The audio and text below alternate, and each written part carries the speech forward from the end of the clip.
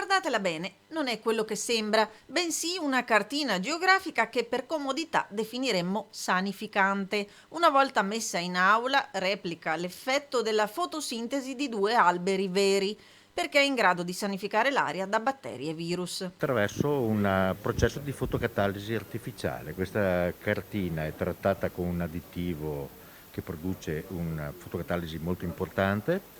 Una volta colpita da una sorgente luminosa, quale può essere il sole, questa cartina è in grado di eliminare tutte le sostanze inquinanti organiche e inorganiche che gli passano vicino, fra i quali batteri, virus.